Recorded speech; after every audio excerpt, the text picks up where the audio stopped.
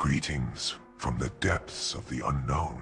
It's Nago, the dreaded consort, here to bring you the latest on the Dragon Quest III remake controversy.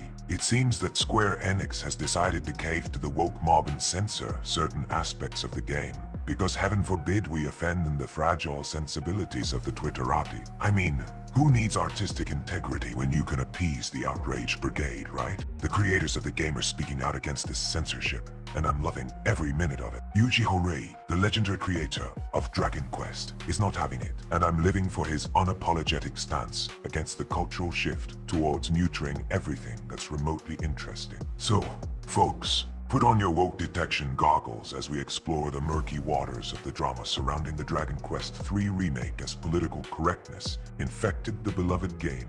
Square Enix, the masters of disappointment. In their relentless pursuit to appease their investors, they've taken the beloved classic and turned it into a shadow of its former self. I mean, what's the point of a remake if it's just a sad, diluted imitation of the original? It's like they've taken the heart and soul out of the game and replaced it with, well, nothing but cringe. So, here's to Square Enix, the kings of underwhelming remakes and broken promises. May they continue to find new and exciting ways to disappoint us all. In a recent event unfolds an interview between the brilliant mind behind the Dragon Quest series, Yuji Horii, and the former Shonen Jump editor-in-chief Kazuhiko Torishima expressed themselves on the pervasive and unnecessary censorship. The duo's dismay at the company going far and wide in catering to the deranged demands of Western leftists' whims has led to the dilution of traditional gaming experiences, particularly in the realm of Japanese role-playing games. As the conversation unfolded,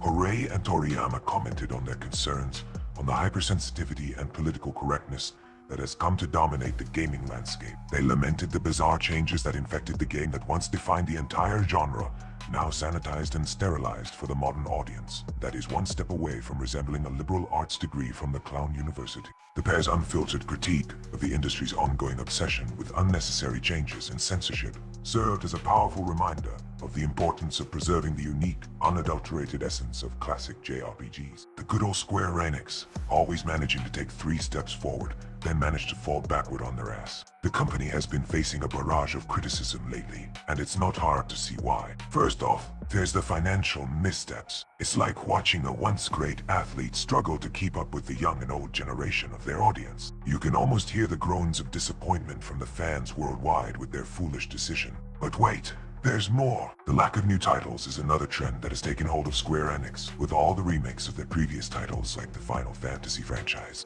It's like expecting a delicious, juicy steak, only to be served a bland, overcooked piece of meat. The fans are clamoring for something fresh and exciting, but all they get is the same old, same old. It's enough to make you want to scream, give us something new, for crying out loud. Releasing Dragon Quest III HD 2D, with replacing the character gender with Type 1 and 2 to cater to the lowest demographic in America. Type 1, apparently, is for the people who think diversity means changing the color of a dragon's scales, and Type 2 is for those who think the only reason a game fails is because it doesn't have enough shirtless men.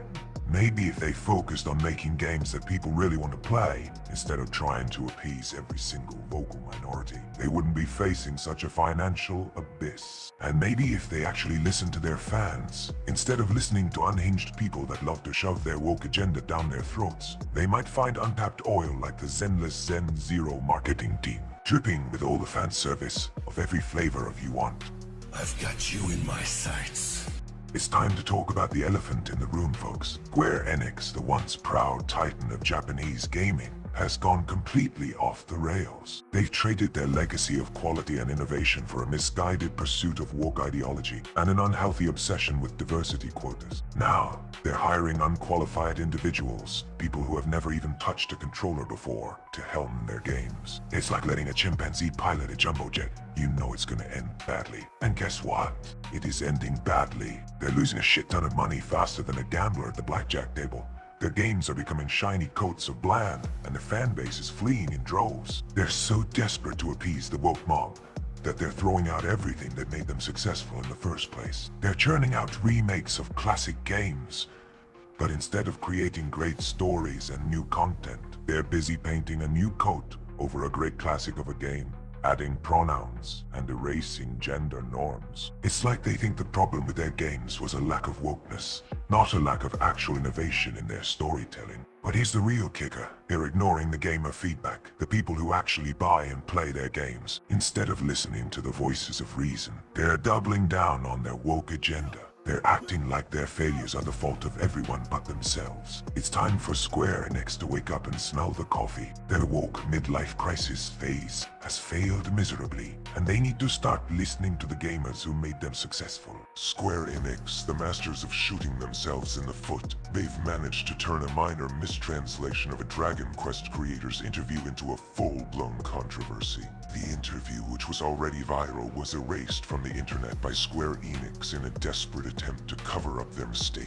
But of course this only drew more attention to the issue and confirmed what the creators said in the first place. It's like they're trying to win an award for most epic fail in crisis management. The backlash has been fierce, with Japanese YouTube content creators feeling like their culture is being encroached upon by Western sensibilities. And honestly, who can blame them? It's like Square Enix is trying to sanitize their games to appeal to the lowest common denominator. Newsflash, Square Enix. People like games that are authentic and true to their roots, not watered down PC versions that are afraid to offend anyone. But hey, at least Square Enix is consistent in their incompetence. They've managed to alienate fans, creators, and even their own partner. It's like they're trying to see how many people they can piss off before they finally go out of business. And let's not forget the irony of a company that's supposed to be about creativity and imagination, yet they're so afraid of taking risks and offending people that they'd rather erase a viral video than own up to their mistake. Kudos, Square Enix. You're a true masterclass in how to fail at PR. In a shocking turn of events, an anti-censorship interview between the creator of Dragon Quest and the editor of Dragon Ball has been wiped from the internet, removed by Square Enix, citing that the video has been spread in a manner that is far removed from the true meaning. This move has sparked outrage among fans and content creators, who see it as a blatant attempt to suppress free speech and stifle criticism of the company's censorship policies. But good news is the video of the interview was saved, which was widely re-uploaded and discussed throughout the internet, with many calling out Square Enix for their hypocrisy and lack of integrity. How can a company that claims to be dedicated to creating engaging and immersive JRPG experiences also be so afraid of criticism and dissenting opinions? It's a question that Square Enix has yet to answer, and one that continues to fuel the flames of outrage surrounding the company. Oh, the irony. A company that prides itself on its dedication to drug is now being accused of suppressing it. It's like a smokehouse restaurant suddenly deciding to serve nothing but a vegetarian menu. The fans are not amused, and they're letting Square Enix know it in the most colorful language possible. But hey, at least they're getting some attention, right?